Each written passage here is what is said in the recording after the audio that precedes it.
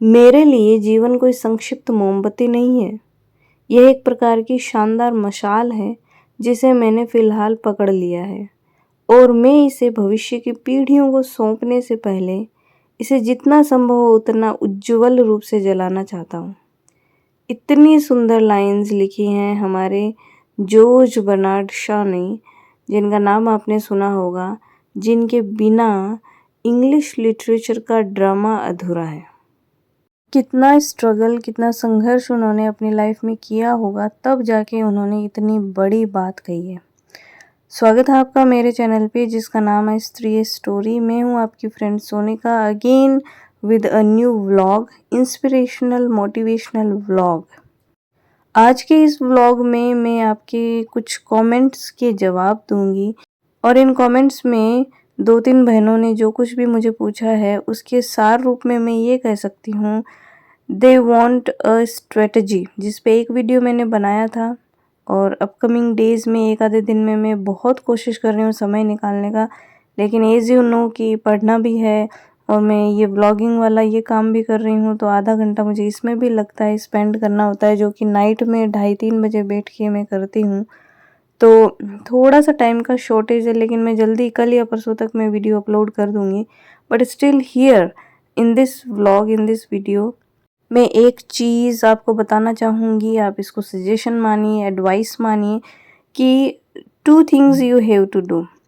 First is to make up your mind. आपको अपना mind एकदम अच्छे से मेकअप करना है, अपने माइंड को स्थिर करना है, बना लेना है अपने दिमाग में एक चीज़ कि जो भी एम आप फॉलो करना चाहते हैं उसको दिमाग में बिठाइए। Second thing, make a routine. अब उस रूटीन को बनाने के लिए आपको 1 हफ्ता लगेगा। आप आराम से खुद को 1 हफ्ता दीजिए। पहले दिन से शुरुआत करिए, 1-1 डेढ़-डेढ़ घंटे निकालने की कोशिश करिए। फिर उस टाइम को धीरे-धीरे बढ़ाइए ग्रेजुअली। जैसे आज आपने 1 घंटे की पढ़ाई की है, तो कल 1.5 घंटे की करिए, परसों 2 घंटे की करिए। देखिए, हर एक व्यक्ति के पास 24 घंटे होते हैं। उन 24 घंटों को आप कैसे यूटिलाइज़ करेंगे, that is called a strategy. तो फर्स्ट मेकअप योर माइंड। अब मेकअप माइंड में आपको क्या करना है कि सबसे पहले आप देखिए आपका एम क्या है, आपको क्या बनना है, या अभी अपकमिंग एग्ज़ाम्स में आप कौन सा एग्ज़ाम देना चाह रही हैं, कैसे आप क्या करना चाह रही हैं, ठीक है। तो सबसे पहले आप अपने दिमाग को शांत बैठिए 10-15 मिनट, आधे घंटे, फिर सोचिए कि आपको कौन से एग्ज़ाम की तैयारी करनी है या कब वाले एग्ज़ाम की तैयारी करनी है। जैसे मान लीजिए आपको 2nd ग्रेड की तैयारी करनी है या 3rd ग्रेड की तैयारी करनी है, 1st ग्रेड की करनी है, तो इनके लिए तो अब ये वैकेंसीज़ निकलेंगी, फिर आएँगी। तो ये तो आने वाले समय के लिए तो आप अभी से थोड़ी-थोड़ी तैयारी शुरू कर दीजिए, है ना? तो आगे आपको रिग्रेट नहीं होगा या ऐसा नहीं होगा कि एकदम से ऊपर एग्ज़ाम का टाइम ये ऊपर आ गया है और अब 2-3 महीने में आपको तैयारी करनी है, तो वो बहुत आपके लिए बर्डनसम होगा। मैं ये बात किसके लिए कह रही हूँ, जो मैरिड हैं और जिनके बच्चे हैं, ठीक है। अनमैरिड लोग तो अपने लिए टाइम कैसे भी सेट कर लेंगे। और अगर आप तैयारी कर रहे हैं उन एग्ज़ाम्स की जो अभी 2-3 महीनों के अंदर आने वाले हैं, जैसे आरएएस का होगा अभी अक्टूबर में और एपी का एग्ज़ाम भी होगा अभी अक्टूबर में, जिसकी डेट, संभावित डेट अक्टूबर है। अब पोस्टपोन होने को हो जाए तो हो भी जाए और ना हो तो ना भी हो, कुछ कह तो सकते नहीं, हम भगवान है नहीं कि हम फ्यूचर देख लेवें, पर होप कि हो जाए और ना हो तो भी ठीक है, चलेगा। तो दोनों ही सिचुएशन के लिए, भले ही आपको अगले 2-3 महीनों में एग्ज़ाम देना है, भले ही आगे आने वाले 2-3 सालों में आपको एग्ज़ाम देना है। First thing is to make up your mind. आपको अगर आपका एम पता है कि नहीं मुझे ये जॉब लेनी है, ये 1st grade, 2nd grade, 3rd grade, 4th grade, anything, any job, है ना, आरएएस, एपी या यूपीएससी या जो भी एग्ज़ाम आप परस्यू करना चाह रहे हैं, जो भी एग्ज़ाम आप देना चाह रहे हैं, जिसकी भी आप तैयारी करना चाह रहे हैं, वो आप माइंड में बिठा लीजिए पहले, ठीक है। तो first you have made up your mind. उसके बाद आइए अब दूसरे टॉपिक पे, रूटीन। रूटीन को बनाना बहुत ज़रूरी हो जाता है यहाँ पे, स्पेशली मैरिड वीमेन के लिए और जिनके बच्चे हैं। तो देखिए, जो वीमेन, जो औरतें, जो लेडीज़ घर पे हैं, मतलब बच्चे संभाल रही है, वो गृहिणी है ना। तो उनके लिए तो मैं ये कहूँगी कि अगर आपका बच्चा 2 साल तक का है तो कम्प्लीटली उसी को टाइम दीजिए। इन तैयारी वगैरह का ज़्यादा मत सोचिए अगर कोई आपकी हेल्प के लिए नहीं है तो। मान लीजिए आपकी सास है या कोई भी XYZ है साथ में है और थोड़े बहुत भी वो हेल्पफुल हैं या आपका बच्चा एटलीस्ट वो संभाल लेते हैं, तो मेरे हिसाब से ये तो सोने पे सुहागा है।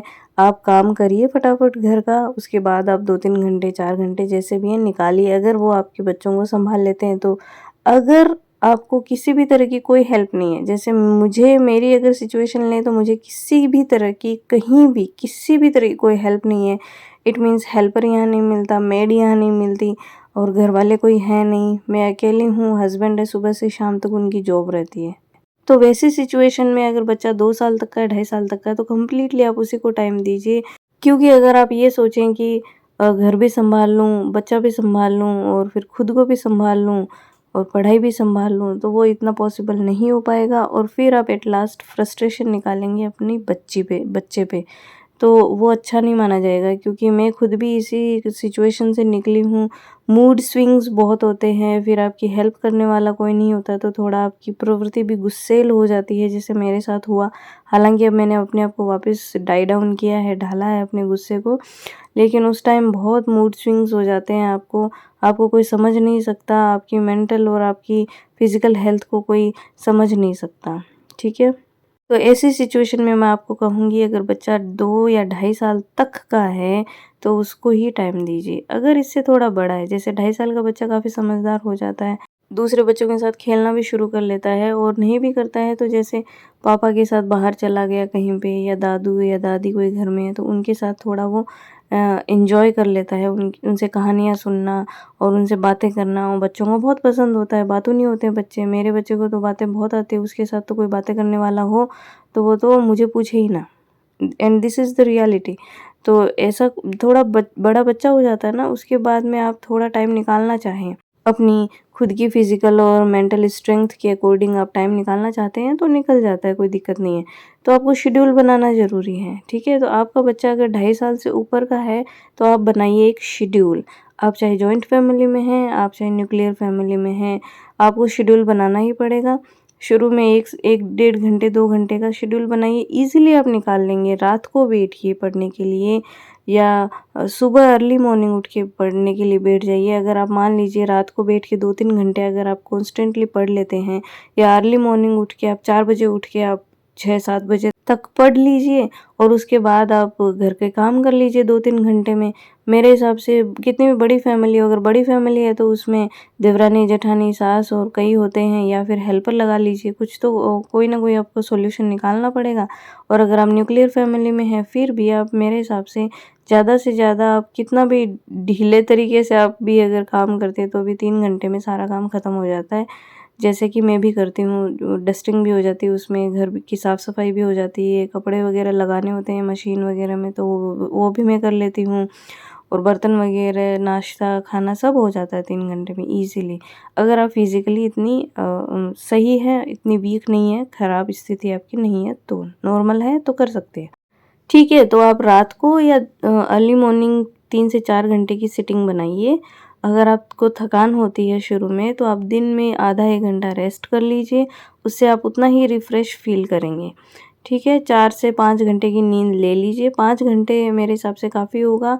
अगर आप थोड़ा-सा भी उस कंडीशन में है कि आपको तैयारी करनी है तो 5 घंटे काफ़ी होंगे और नहीं तो फिर आप 6 घंटे की नींद ले लीजिए। उसके बाद आप 2 से 3 घंटे अर्ली मॉर्निंग या नाइट रूटीन में बैठिए, पढ़िए और धीरे-धीरे जैसे ही आपने पढ़ना शुरू करेंगे ना तो आपकी लालसा भी बढ़ती जाएगी समय निकालने के लिए। तो आप ईज़िली 3 से फिर 4 घंटे और 5 घंटे पे आ जाएँगे। बिल्कुल भी दिक्कत नहीं आएगी आपको। आप अपने आप को 1 हफ़्ता दीजिए रूटीन बनाने के लिए, फिर देखिए क्या होता है चमत्कार। अच्छा, अब आते हैं वो लोग जो जॉब कर रहे हैं, क्योंकि जॉब मैं भी कर रही थी तो मुझे पता है बच्चे के साथ, घर के साथ जॉब करना कितना स्ट्रगलिंग होता है और स्पेशली तब जब आपके अलावा सँभालने वाला बच्चे को कोई नहीं है। यहाँ अगर आपके बच्चे स्कूल जाते हैं तब तो आपको कोई टेंशन ही नहीं है। आप जितनी देर जॉब करते हैं उतनी देर आपके बच्चे स्कूल में होते हैं। तो आप जब जॉब कर रहे होते हैं तो ज़्यादातर लेडीज़ मेरे हिसाब से टीचिंग वाले में ही होंगे। तो आप वहाँ कितनी देर पढ़ाते हैं? 2 घंटे, 3 घंटे, 4 घंटे बाद की उसके बाद का जो टाइम है ना आपका, 2 घंटे या 3 घंटे जो आपको मिलते हैं वो आपके फ्री टाइम होता है। उसमें भी चलिए ऑफ़िशियल वर्क आपसे कुछ करवाते हैं, जैसे प्राइवेट जॉब्स में होता है, तो ज़्यादा से ज़्यादा वो 1 घंटा आपसे काम करवा लेंगे।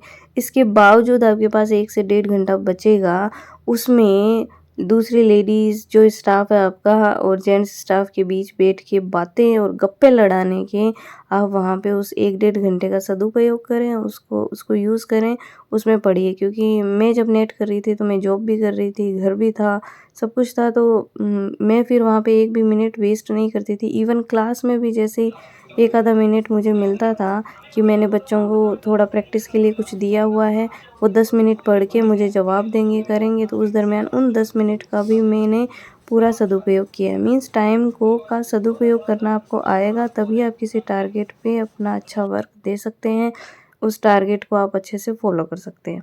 तो देखिए, हर तरीके के महिलाओं के लिए मैंने अपनी तरफ से बताने की पूरी कोशिश की कि आपको शेड्यूल कैसे बनाना है, कहाँ बनाना है। इस पे ही और डिटेल में बात कर लेंगे हम जब वीडियो इंडिविजुअल में बनाऊंगी, बातचीत वाले जो वीडियोस मैं बनाती हूँ उनमें, तो मैं पूरी कोशिश करूँगी हर तरीके के लोगों को, हर तरीके की सिचुएशंस को वहाँ पे कवर करने की। ठीक है, तो आज के लिए बस इतना ही, और मैं आपको नेक्स्ट व्लॉग में कुछ अच्छी बातों के साथ, अच्छे रूटीन के साथ फिर से मिलूँगी। Till then, bye bye and take care of yourself.